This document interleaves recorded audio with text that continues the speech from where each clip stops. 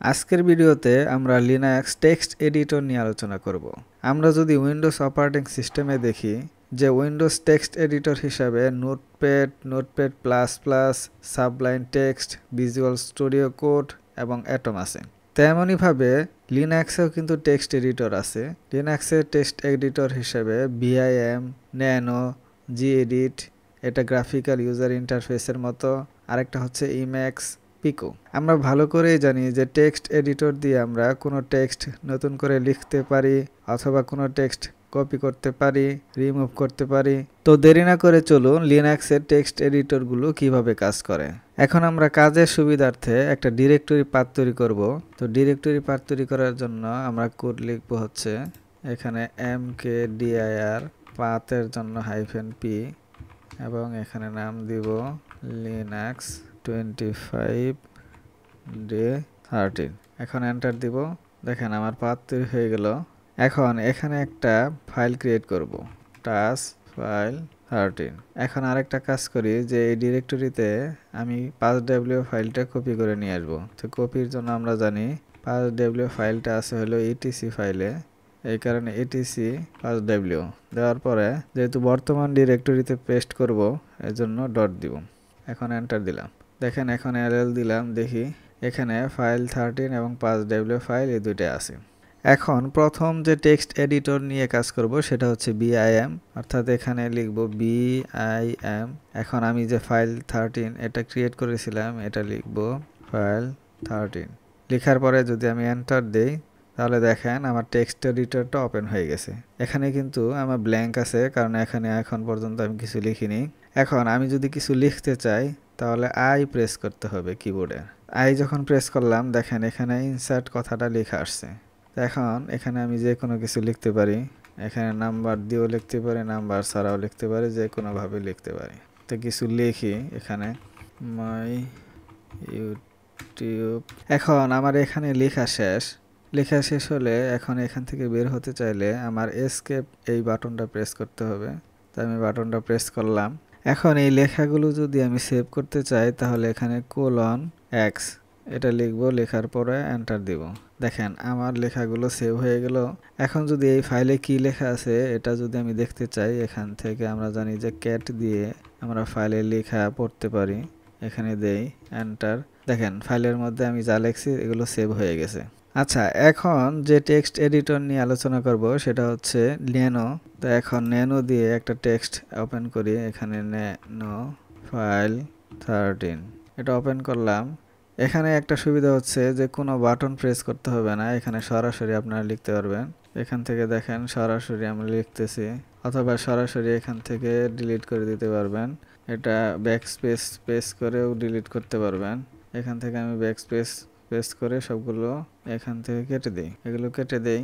এখান থেকে সরাসরি আমরা ন্যানো ইউজ করে লিখতে পারবো। এখন কিছু লিখি, how are you, do you like এটা লিখলাম। লেখার পরে এখন আমি যা করতে চাই সেটা এখানে দেখেন ইনস্ট্রাকশন দেওয়া আছে, ঠিক আছে। এখানে যদি আমি এক্সিট করতে চাই তাহলে Ctrl+X, এটা হচ্ছে জাস্টিফাই, মানে লেখাগুলো যদি জাস্টিফাই করতে চাই তাহলে যে এইভাবে করে Ctrl+T দিয়ে এক্সিকিউট এভাবে করে করবেন, ঠিক আছে। তো এখন আমি চাচ্ছি যে এখান থেকে বের হয়ে যেতে, এর জন্য Ctrl+X প্রেস করব। এখন এখানে যাচ্ছে যে আপনি যদি লেখাগুলো সেভ করতে চান তাহলে ইয়েস প্রেস করবেন, অর্থাৎ ওয়াই প্রেস করতে হবে। আর যদি ক্যান্সেল করতে চান তাহলে সি। তা আমি যদি ইয়েস করি তাহলে ওয়াই এখানে প্রেস করব। প্রেস করার পরে এন্টার দিব। এখন লেখাটা যদি আমি পড়তে চাই তাহলে কি করব, ফাইল 13 লিখলাম, এন্টার। দেখেন আমার লেখাগুলো সেভ হয়ে গেছে। তাহলে বুঝতে পারলাম যে ন্যানো ইউজ করে আমরা সরাসরি লিখতে পারবো, আবার সেভ করতে হলে বা কোনো কাজ করতে হলে আমার নিচের ডিরেকশনটা ফলো করব। এখন আমরা চলে যাব লিনাক্সের অন্য একটা এডিটর, তার নাম হচ্ছে জিএডিট। জিএডিট ব্যবহার করতে হলে অবশ্যই গ্রাফিক্যাল ইউজার ইন্টারফেস ব্যবহার করতে হবে। জিএডিট ব্যবহার করার সময় আমরা কিবোর্ড ছাড়াও মাউস ব্যবহার করে file save, file content copy, paste এবং কাট এবং ডিলিট করতেও পারি। তো এখন জিএডিট দিয়ে আমি ফাইল 13 এটা ওপেন করব। এখানে লিখব জিএডিট ফাইল 13 লিখে এন্টার দেই। এটা ওপেন হয়ে গেল। এটা কিন্তু পুরোপুরি উইন্ডোজ অপারেটিং সিস্টেমের মতোই। এখান থেকে আমি মাউস দিয়ে এটাকে কাটতে পারবো, এখানে নতুন কিছু লিখতে পারবো। Welcome to my channel, please subscribe my channel. Okay, এগুলো লিখলাম। লেখার পরে এখন যদি সেভ করতে চাই, জাস্ট এখানে সেভ আছে, এটা দিয়ে সেভ করতে পারবো। এটা হুবহু কিন্তু উইন্ডোজ অপারেটিং সিস্টেমের মতো, সুতরাং এখানে কোনো ঝামেলাই নেই। কিন্তু এখানে একটা অসুবিধা হচ্ছে যে শুধুমাত্র এখানে গ্রাফিক্যাল ইউজার ইন্টারফেস যে অপারেটিং সিস্টেমে আছে লিনাক্সে, সেই অপারেটিং সিস্টেমে শুধুমাত্র এটা কাজ করবে। এখন আমরা যেহেতু রেড হ্যাট লিনাক্সে সবচেয়ে বেশি কাজ করব হচ্ছে ভিআইএম টেক্সট এডিটর নিয়ে, সুতরাং আমাদের ভিআইএম টেক্সট এডিটর সম্পর্কে বিস্তারিত জানতে হবে। তো এই কারণে এখন আমি ভিআইএম এখানে লিখলাম। এখানে আমি 5W ফাইলটা কপি করে নিয়ে আসছিলাম, এটা এখন ওপেন করব। এখন এন্টার দিলাম, দেখেন আমার 5WD ওপেন হয়ে গেছে। এখন আমরা যদি এই ফাইলে কোনো কিছু লিখতে চাই, তাহলে আমার আই প্রেস করতে হবে। এখানে আই প্রেস করার সাথে সাথে এখানে দেখেন ইনসার্ট মোডে চলে গেছে। এখন আমি যদি এখানে লিখি 1, এখানে যদি কিছু লিখি ধরেন 2, তাহলে এভাবে লেখা হয়ে যাবে। এখান থেকে 2, আর কিবোর্ডের অ্যারো প্রেস করে আমরা নিচের দিকে যাব, আর ডান দিকেও যেতে পারি, রাইট অ্যারো প্রেস করে। আবার উপরের অ্যারো প্রেস করে আমি উপর দিকে যেতে পারবো। এইভাবে করে আমি কোনো কিছু লিখতে পারবো বা এদিক সেদিক যেতে পারবো। এখন এখানে কিছু লিখি, ধরেন এটা লিখলাম, আবার ব্যাকস্পেস প্রেস করে এটা কেটেও দিতে পারবো। এখন আমরা দেখব যে এই ফাইলটাতে কিভাবে কোনো কিছু কাট, কপি, পেস্ট, আনডো, রিডো করা যায়। তো এর জন্য আমার কমান্ড মোডে যেতে হবে। ইনসার্ট মোড থেকে কমান্ড মোডে যাওয়ার জন্য আমার এসকেপ প্রেস করতে হবে। তো আমি এসকেপ প্রেস করলাম, আমি কমান্ড মোডে চলে গেলাম।